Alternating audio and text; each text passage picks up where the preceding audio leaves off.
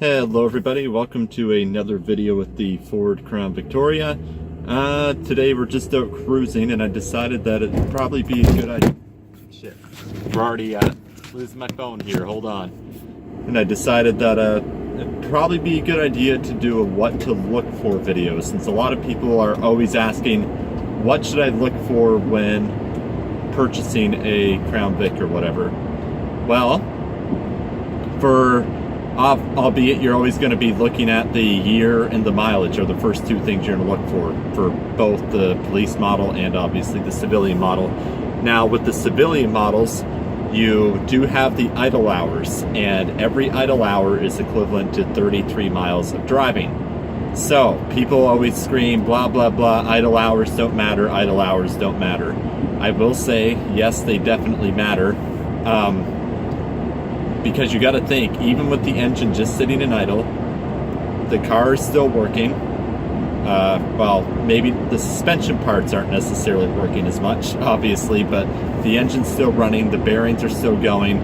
Everything that makes that engine run is still running even while the car is sitting idle. And the worst thing you can do for a car is idle it.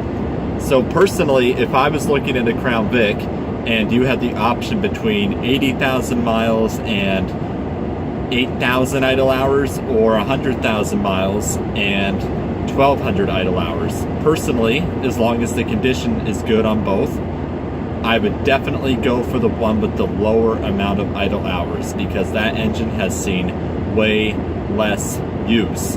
It also means that your intake manifold's going to last longer normally, your transmission's going to last longer. So that's really definitely what you got to look for. Now the civilian models, it can be a bit harder to tell, albeit civilian models you only have the mileage on the odometer for every single year. You do not have the idle hours, so you're just going based on condition and the mileage itself.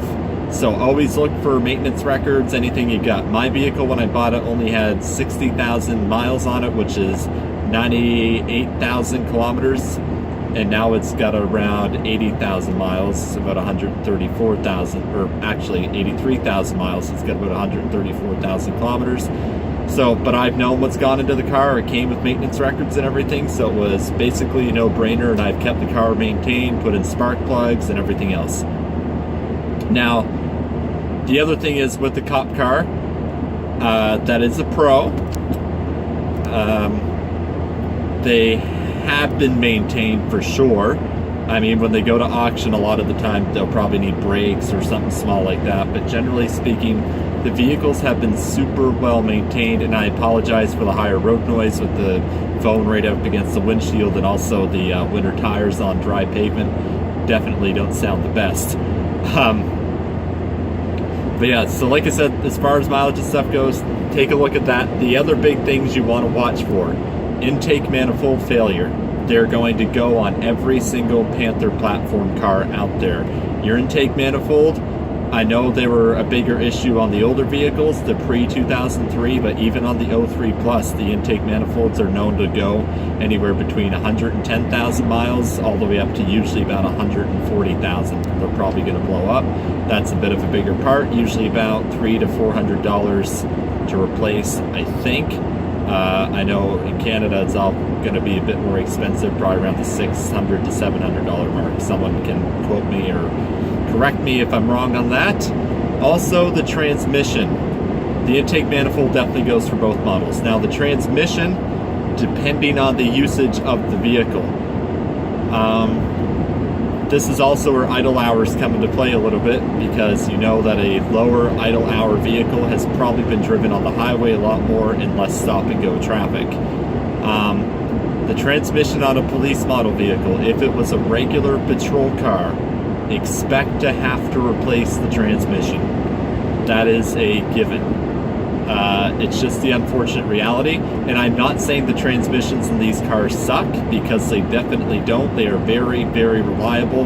Ford used them in their trucks and whatnot throughout the years. They're very reliable transmissions, but you've got to remember what these cars are put through on a daily basis, and that is high-speed pursuits, slamming down criminals. They're not driven like your average car. Even the supervisor vehicles that people call in the ads, I'm going to tell you, a lot of those vehicles that people call supervisor cars in the ads are probably not an actual supervisor car. Even if sometimes if it's an unmarked car, yes it will be, but generally speaking it's probably not going to be. But there are actual supervisor cars that you will want to look for at auctions, albeit finding a Crown Vic at an auction in some spots, depending on where you are, like here, is few and far between at this point. So yeah, definitely keep an eye on the transmission. Drive the living piss out of it during the test drive. And you'll be like, well, I don't want to blow up the car on a test drive. Well, I'm going to tell you, you don't want to buy that car and then have it blow up on you when you come home. So make sure you test drive the living shit out of the transmission. The civilian models usually don't have to look for it nearly as much because they've generally been driven a much easier life. But still definitely make sure the trans fluid's been changed. Take out the dipstick for it, smell it. If it smells burnt, run away from the car, don't walk. I mean, that's just a general buying a regular car thing to look for too. Other thing to watch out for on these blend door actuators like to go, I think I'm saying it right, that can be a bit of a job to replace. Albeit, the Crown Vics are very reliable vehicles.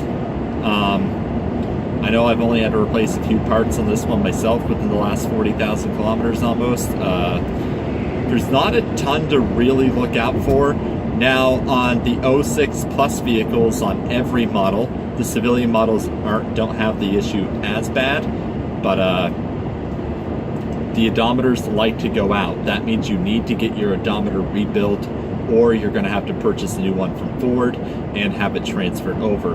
The odometer blowing out is a very, very common issue. Ford did not make the fuses very well, or if they didn't solder them very well, you can get it fixed yourself.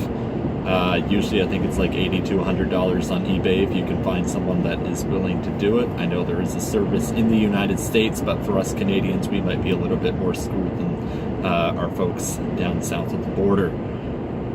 Yeah, so that's really some of the most common issues you're going to run into. I'm just trying to think off the top of my head because I didn't really write anything down for this video, obviously, because I'm driving. Rust, if you're in the Salt Belt, that is a given. If you're in the Salt Belt, try and get the newest Crown Vic that you can find. Well, generally speaking, or at least the least rusty, because salt is a killer. The places you're really going to find rust on these first is going to be under the fenders. Is going to be under the fenders. Check to see if the paint's already started to peel and whatnot. If it has, then you know the undercarriage is probably starting to get a little finicky. Rocker panels, right underneath the rocker panel covers, like to rust out and make holes soon in their life. And then generally just get under the car, check the frame and everything. The floorboards on these actually don't seem to rust out too bad at all. Most vehicles I look under on them, the floorboards are still looking brand spanking new. It's everything else, like your drive shaft connections and all that stuff, seem to rust out first. So like I said, guys, just really, really, really check the rust. If you want a tip, when you're looking at the picture, if you see that the bolt clipping down, when you're just looking at pictures in general, if you see the bolt clipping down the coolant holder in the engine, if you see that that is rusty, odds are the undercarriage of the vehicle is decently rusty. And you're all going to be sitting there saying, huh? But that is generally a very good indication on how much salt that the car has seen, because that bolt sits up pretty high. So you know if that bolt is rusty, then the car has seen a decent amount of salt throughout its life. I'm not saying stay away from the car, but just give it a really good check over. But besides that, guys, really, I don't have a whole lot more to say as far as what to look for on these cars. They are very reliable. I mean, gas mileage is what it is. It's a V8 civilian models. You're going to get about 20 to 25% more than the police counterpart. Now, it's really up to you on whatever vehicle you want to buy. Personally, I think both of them, the civilian model and the police Interceptor, are both awesome vehicles. Do I think you might get a bit more life out of a civilian model with maybe less repairs? Possibly. But really, it's a toss-up, because even civilian cars, you don't know exactly how it was driven its entire life. So thank you all so much for watching for another Crown Vic video. Hopefully I'll be back soon, and have a good one, everybody.